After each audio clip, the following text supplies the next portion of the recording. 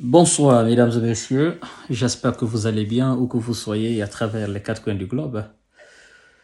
Alors, chères dames, chers messieurs, chères demoiselles, comme j'ai l'habitude à le dire, la répétition est pédagogique. Voilà. Vous allez me permettre de vous le répéter encore une fois, si ce n'est pas fait. N'oubliez pas de vous abonner sur ma chaîne YouTube qui est Kanté J Visionnaire le vrai. Et abonnez-vous aussi sur ma page Facebook qui est J Visionnaire, mais aussi Infomonde. C'est une très belle nouvelle, très belle nouvelle pour non seulement le Niger, mais aussi en quelque sorte pour le Bénin. Oui, mesdames et messieurs, vous savez, nous les panafricains, nous avons une mission, d'accord? Nous avons pour mission d'unifier les peuples d'Afrique. Et si nous pouvons, d'unifier aussi les dirigeants de ces peuples-là. C'est très important de le dire parce que vous savez que les peuples sont divisés entre les dirigeants au fait. Vous savez, le Bénin et le Niger sont dans une histoire de bras de fer par rapport à la réouverture des frontières nigériennes sur le Bénin, des soldats français qui seraient au Bénin, le Niger est inquiet. Voilà, vous connaissez l'histoire déjà. Depuis la chute de M. Bazoum, le préfet qui était à la tête de cet État. Et tout dernièrement, parce que c'est de ça qu'il s'agit, tout dernièrement, je crois d'ailleurs c'était le mois passé, hein, si je ne me trompe pas, les dirigeants béninois, ils ont arrêté des Nigérians. Ça fait la une des médias nigériennes, mais aussi béninoises et ouest-africaines, d'accord, en général.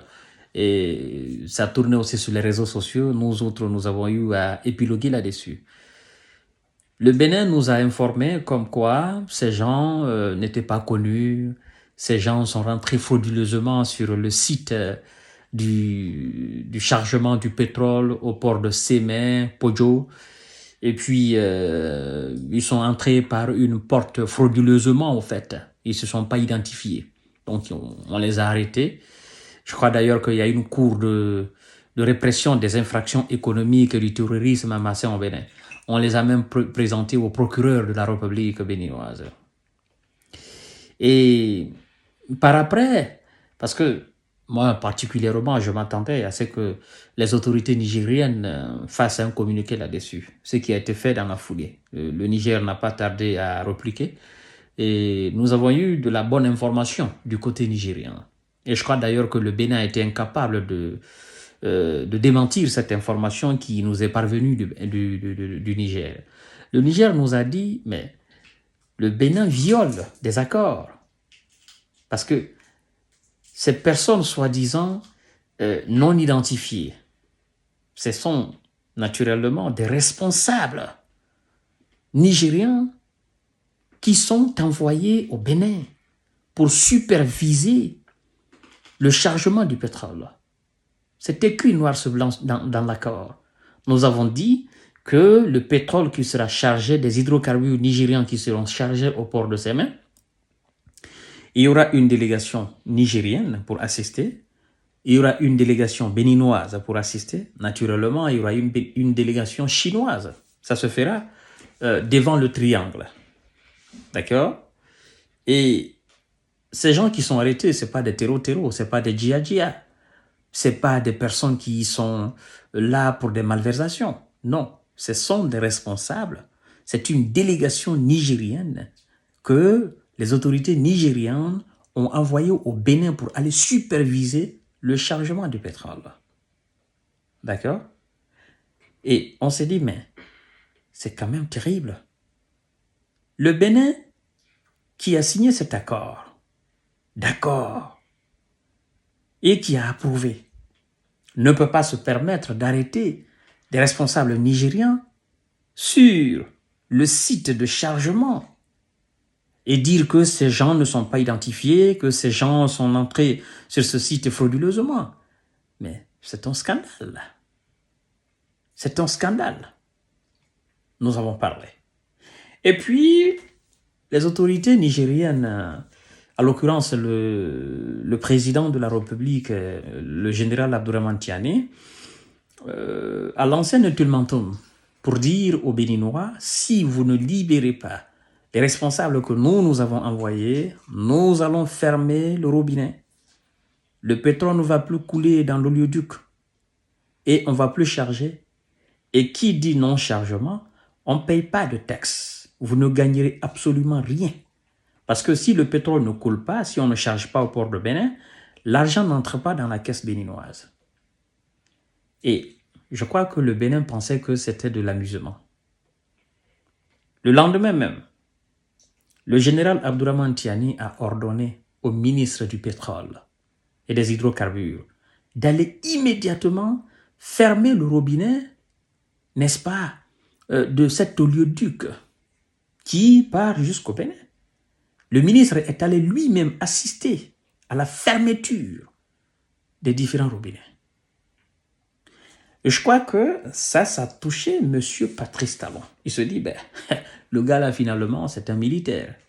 Il n'est pas dans la haute diplomatie, non. Lui c'est quelqu'un qui est direct. Il a dit, il a fermé. Et quand c'est comme ça, nous perdons des milliards de francs CFA. Des milliards de francs CFA. C'est des millions d'euros. Et donc, je crois d'ailleurs que M. Patrice Talon, peut-être dans l'ombre, il a appelé le procureur de la République béninoise et lui a dit, bon, trouve juste quelque chose et puis on va les libérer là, rapidement, parce qu'il faut que le pétrole continue de couler et puis voilà, nous autres, on va gagner un peu d'argent. On nous apprend, d'accord, hier, que le jugement a été fait.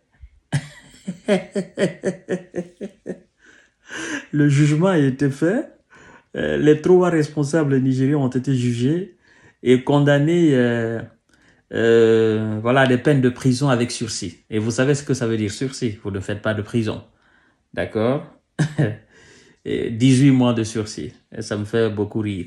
Mais puisque le Bénin sait qu'il ne pouvait pas laisser partir ces gens-là, au moins sans laver l'honneur, voilà, on ne peut pas arrêter des gens et puis les libérer pour dire qu'on les a libérés. Mais avant d'arrêter des gens, il faut les vérifier. Il fallait trouver juste un prétexte. Il fallait dire que voilà, on les a condamnés, machin. Mais moi, je dis juste que c'est une victoire. D'accord? Je ne sais pas pourquoi Patrice Talon, il ne comprend pas les choses les plus élémentaires. Je lui ai conseillé, il ne comprend pas. Laissez couler le pétrole. Laisse l'argent entrer dans la caisse béninoise. Laisse la frontière nigérienne fermée. Continue comme si de rien n'était. Le pétrole n'a rien à voir avec la fermeture des frontières nigériennes. Si, malgré la fermeture des frontières nigériennes, le Niger demande à ce que le pétrole continue de couler, mais qu'est-ce que tu as à cirer, Patrice Talon, avec l'ouverture des frontières? Mets-moi ça de côté, tu laisses le pétrole couler. Et tu fais entrer l'argent dans la caisse de l'État. Le Bénin souffre. La jeunesse béninoise souffre. Le peuple béninois souffre. Ils ont besoin de l'argent. Vous-même, vous avez besoin de l'argent pour la réalisation des infrastructures au Bénin. Pourquoi tu vas te permettre de t'embourber dans une histoire sans queue ni de tête qui ne t'apporte absolument rien, M. Patrice Talon? Ouvre les yeux, bon sang de Dieu. Qu'est-ce que tu ne comprends pas? Pourquoi tu veux t'embourber avec un État qui exploite le pétrole? C'était le bon moment pour toi de tisser de très belles relations avec le Niger. Et pour que le Niger et le Bénin deviennent un seul et unique pays. Avec cette histoire de pétrole. Tu gagnes, le Niger gagne, la Chine gagne et l'Afrique gagne. Au lieu de cela, tu vas obéir aux injonctions des gens qui sont couchés à l'Hexagone, qui sont couchés à Washington et qui chantent dans tes oreilles. Les chefs d'État africains. Mais c'est bien fait. Il a certainement voulu se frotter au général, mais il a vite compris que lui, c'est un militaire. Monsieur Patrice Talon, ouvrez les yeux. Ouvrez les yeux. Ouvrez les yeux, sinon vous allez vous faire du mal. Et vous allez faire du mal au peuple béninois. Merci quand même d'avoir libéré ces gens. Faites en sorte que le pétrole continue de couler. et l'argent entre dans la caisse de Bénin, dans la caisse du Niger. C'est l'intérêt du peuple béninois et l'intérêt du peuple nigérian, l'intérêt du peuple africain qui prime sur des intérêts des gens qui sont couchés dans leur matelas, dans leur salon, machin, à l'extérieur. On s'en fout de ces gens-là. Mesdames et messieurs, partagez cette vidéo dans tous les groupes possibles. Je vous souhaite une excellente soirée. Merci beaucoup.